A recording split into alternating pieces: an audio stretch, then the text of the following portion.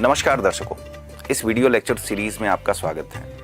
आज हम कक्षा 12 व्यावसायिक विषय योग प्रशिक्षक की इकाई 2 योग सत्र भाग 2 के सत्र 1 योग शिक्षण की विधियां के अंतर्गत योग शिक्षण की विधियों के विषयों पर चर्चा करेंगे। और ये विधियां है दृश्य श्रव्य विधि, किनेस्थेटिक लर्नर। आइए सबसे पहले जानते हैं योग शिक्षण की विधियां क्या है, वह कौन कौन सी है। योग शिक्षण की विधियां। योग शिक्षण की विधियों से आप क्या समझते हैं? यदि आप एक योग प्रशिक्षक हैं तो आप अपने से योग सीखने वाले व्यक्तियों को किन किन विधियों से सिखाएंगे कि सीखने वाला आपकी बात व प्रक्रिया को स्पष्ट रूप से सीख सकें। जब आप एक योग प्रशिक्षक के तौर पर योग सिखाते हैं तब आपके पास कई प्रकार के लोग आते हैं, शिक्षित, अशिक्षित, शहरी, ग्रामीण, जो कि भिन्न भिन्न मानसिक स्तर की समझ वाले होते हैं। उनकी ग्राह्य क्षमताएं भी अलग अलग होती है। ऐसी स्थिति में एक योग प्रशिक्षक को योग सिखाने की उन सभी प्रभावशाली विधियों का ज्ञान अवश्य होना चाहिए, जिससे कि वह सभी को प्रभावी ढंग से योग अभ्यास सिखा सके। तो आइए अब हम योग सिखाने के प्रभावी तकनीकों व उपकरणों की जानकारी प्राप्त करेंगे। सबसे पहली विधि है दृश्य श्रव्य विधि। विज्ञान की प्रगति ने कई तकनीकों का विकास किया है, जिससे ज्ञान बहुत व्यापक रूप में उपलब्ध होने लगा है। विभिन्न स्थानों पर रहने वाले छात्रों के अनेक समूहों को एक ही स्थान से कार्यक्रम प्रसारित किया जा सकता है। दृश्य श्रव्य साधन सिखाने की प्रक्रिया में अत्यंत महत्वपूर्ण भूमिका निभाते हैं। दृश्य श्रव्य प्रदर्शन गति युक्त विधियों को सिखाने का एक प्रभावी साधन है। कुछ छात्रों में दृश्य श्रव्य रूप में योगाभ्यास की विधियों को शीघ्रता से समझने की क्षमता होती है।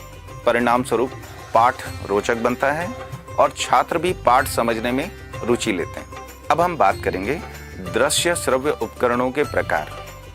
दृश्य श्रव्य उपकरणों के द्वारा योग के अभ्यासों जैसे आसन, प्राणायाम, शुद्धि क्रिया, ध्यान के चित्रों को आकर्षक एवं सुंदर ढंग से प्रस्तुत किया जाता है। कुछ उपकरण जिनके बारे में हम चर्चा कर रहे हैं, सबसे पहले कंप्यूटर और लैपटॉप। आधुनिक युग में योग शिक्षण को प्रभावी बनाने में कंप्यूटर और लैपटॉप अत्यधिक महत्वपूर्ण है। इन उपकरणों की सहायता से एक साथ विभिन्न स्थानों पर कई समूहों को एक ही कार्यक्रम दिखाया जा सकता है। दूसरा महत्वपूर्ण उपकरण है प्रोजेक्टर। कक्षा की आवश्यकता को ध्यान में रखते हुए इस उपकरण को चालू तथा बंद किया जा सकता है। इससे प्रशिक्षण प्राप्त करने में सहायता मिलती है और इसके माध्यम से एक साथ बड़े समूह को पढ़ाया जा सकता है। तीसरा है इंटरनेट के माध्यम से। आज के समय में इंटरनेट योग शिक्षण का एक सर्वोत्तम माध्यम बन गया है। इंटरनेट पर बहुत से ऐसे एप्लीकेशन उपलब्ध हैं जिनके माध्यम से एक ही स्थान पर बैठकर जहां भी विश्व में इंटरनेट उपलब्ध है वहां पर योग शिक्षण का कार्य प्रभावी ढंग से किया जा सकता है। जैसे जूम, गूगल मीट और व्हाट्सएप ऐप जैसे अन्य बहुत सारे एप्लीकेशन ऑनलाइन उपलब्ध है। इंटरनेट का उपयोग सहज व सरल रूप से कंप्यूटर, लैपटॉप या मोबाइल के माध्यम से किया जा सकता है। योग शिक्षण की विधियों में अगली जो विधि है वो किनेस्थेटिक लर्नर विधि है। किनेस्थेटिक लर्नर शिक्षण और सीखने की एक शैली है जिसमें व्याख्यान या लेक्चर को सुनने और प्रदर्शन को देखने तक सीमित न रखकर प्रतिभागी वास्तव में एक शारीरिक गतिविधि करता है। शारीरिक गतिविधि द्वारा नई और कठिन जानकारियों को प्राप्त करता है। जैसे किसी आसन के अभ्यास को वो स्वयं करके देखता है। गतिविधियों में role play, field trip, competition, project आदि शामिल होते हैं। इस प्रक्रिया में प्रतिभागी गतिविधियों में संलग्न रहकर अभ्यास का अधिकतम लाभ उठा सकते हैं। किनेस्थेटिक लर्निंग का योग अभ्यास में किस प्रकार प्रयोग होता है, अब हम ये देखेंगे।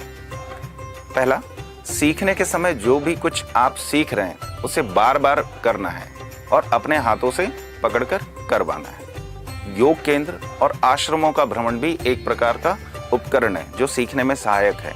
यहाँ पर विशेषज्ञों से सीधे सीखने का अवसर मिलता है। यहाँ पर आप उस विषय के बारे में और अधिक जानकारी प्राप्त कर सकते हैं। तीसरा, किसी भी तरह के योग कार्यक्रम में भाग लेना भी सीखने का एक तरीका है।